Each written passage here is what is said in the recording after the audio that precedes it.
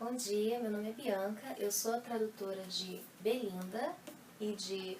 Os Mistérios de Udolpho pela Pedra Azul, e eu vim aqui falar com vocês um pouquinho hoje sobre como essas duas obras foram grandes influências de Jane Austen, tanto que a própria Jane menciona esses dois romances no seu A Abadia de Northanger, que é um dos romances um pouco menos conhecidos da Jane, mas mesmo assim muito importante, porque foi em A Abadia de Northanger que a Jane faz uma defesa do gênero do romance, da escrita em prosa, e principalmente dos autores, como a própria Jane, que na época eram vistos como autores menos competentes, menos talentosos do que os poetas, ou até mesmo os autores masculinos, quer seja de prosa ou de poesia. Bom, para começar falando um pouquinho de Belinda, a Jane Austen menciona Belinda no capítulo 5 de A Abadia de Northanger como uma daquelas obras que demonstram toda a capacidade intelectual dos melhores escritores. O que ela fala especificamente é que Belinda é uma das obras na qual você pode perceber o conhecimento mais profundo da natureza humana. E qualquer pessoa que leia Belinda, como eu li e me surpreendi, pode perceber que esse livro é muito mais do que um romance comum. Ele tem um pouquinho de tudo. Além da história de amor e o drama da relação entre o herói e a heroína, há muitos conflitos sociais, econômicos e filosóficos entre todos os personagens envolvidos na trama. Existe uma questão filosófica quanto às ideias do pensador da Revolução Francesa, Jean-Jacques Rousseau, e a influência das ideias revolucionárias dele na Inglaterra da época, que é muito debatida pelos personagens Belinda, a própria protagonista, e o herói Clarence Hervey também. Existe a questão social entre os conflitos de classes, porque a gente vê muito nesse romance uma questão de quais são os valores mais certos, os valores que mais se deve apreciar na vida, né? A questão da classe, da elegância, o mundo das aparências, versus as virtudes mais profundas do ser humano. Isso é debatido pela Lady Delacour e pela família dos Percivals, que são ambas duas famílias muito importantes na sociedade inglesa da época, mas que são famosas por motivos completamente opostos. A Lady Delacour, por ser uma dama totalmente fútil, totalmente preocupada com as aparências, que adora entretenimentos, bailes e diversões, e os Percivals por serem modelos de pessoas boas, virtuosas, modelos a serem seguidos pela sociedade boa. E Belinda aprende um pouquinho com cada uma dessas famílias, e Belinda, como é muito jovem nesse livro, está bem naquela idade de amadurecimento. Então a gente vê a jornada dessa personagem pela sociedade londrina da época, a gente vê como a consciência dela filtra esses diferentes sistemas de valores, esses diferentes debates filosóficos e como ela reage a tudo isso, enquanto ao mesmo tempo ela está encontrando o amor com o herói da história, né? E tem esse drama também. Na questão social, eu até escrevi um artigo para a Pedra Azul, para o blog da Pedra Azul, que se chamava Belinda e a Polêmica Abolicionista, porque a Maria Edgeworth escreveu Belinda na época em que a questão da abolição da escravatura estava sendo muito debatida nas cortes inglesas. Inclusive foi no início do século XIX, lembrando que Belinda foi publicado pela primeira vez em 1801, foi alguns anos depois que as cortes inglesas aprovaram um tratado que dava fim ao tráfico negreiro, não à abolição.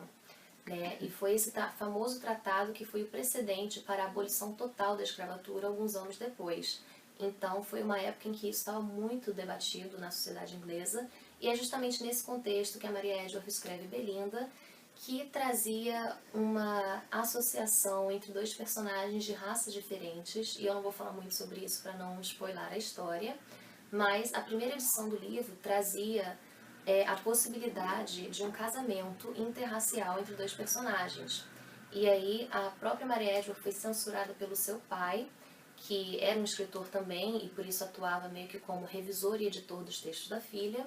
E ele conversou muito com ela quando ela lançou esse texto e convenceu ela a editar bastante. Então, em 1802, foi lançada a segunda edição de Belinda, que já atenuava um pouco esse possível relacionamento interracial, mas não excluía completamente essa hipótese. E aí, em 1810, veio a terceira edição, onde a Maria Edgeworth fez a revisão mais substancial, que alterou bastante a história e tirou essa possibilidade do livro. Bom, tendo falado um pouquinho da questão filosófica e dos temas sociais que também aparecem em Belinda, eu vou falar um pouquinho do romance, que também é muito legal de se acompanhar nessa história.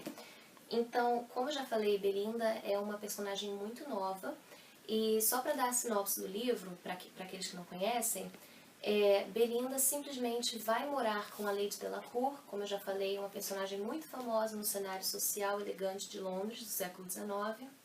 e Belinda vai ficar meio que sob a tutela dela, porque ela foi enviada pela sua tia, Mrs. Stanhope, que tinha a esperança de que, ao ficar com a Lady Delacour, a Belinda aprendesse a ser uma dama elegante e assim conseguisse encontrar um marido de uma classe mais alta. E aí, totalmente contrário ao que sua tia esperava, Belinda vai aprendendo as coisas ruins e as coisas boas de se estar na companhia de Lady Delacour, ao mesmo tempo que ela encontra o herói da história, Clarence Hervey. E aí, Belinda tanto aprende com a Lady Delacour, quanto ensina a ela. E o interessante é que a Lady Delacour já tem uns... Não fica muito claro, mas ela deve ter mais ou menos uns 10 anos a mais que a Belinda. Ela já é casada, já é de uma geração a mais que a Belinda, e mesmo assim ela aprende muito com essa jovem.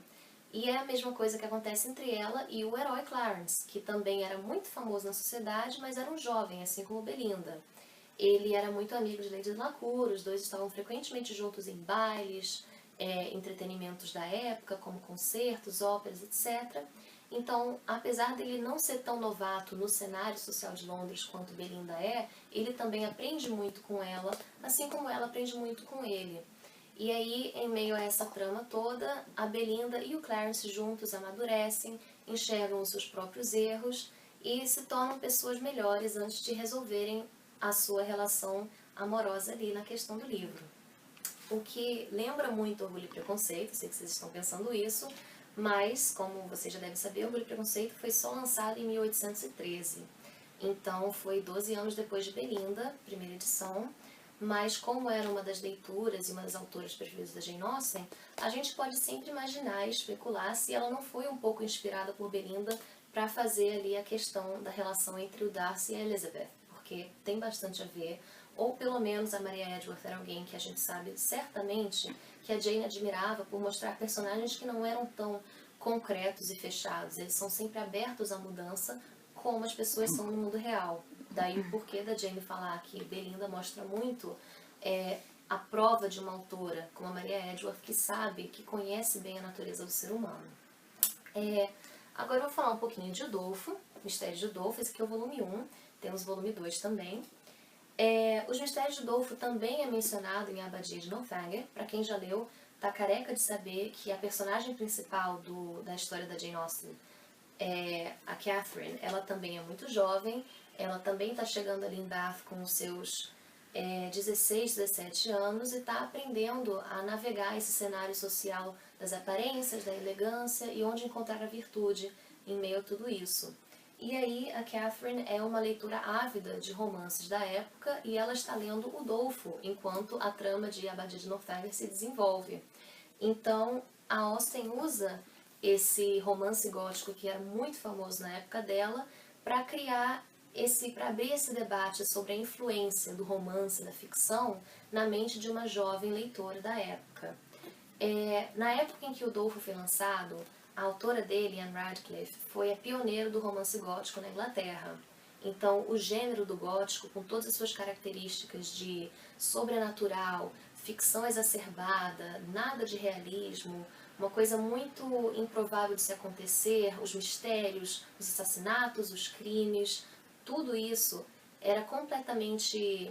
em oposição ao romance que estava mais concretizado na época, que era o romance realista. Era aquele tipo de prosa onde você tem uma trama que ainda assim se encontra dentro dos parâmetros do normal, do comum na sociedade. Então a Anne Radcliffe usou o Udolpho para inaugurar esse gênero e causou um rebuliço, nada menos do que um rebuliço na sociedade inglesa da época. Então, a partir daí, muitas das pessoas que comentavam literatura da época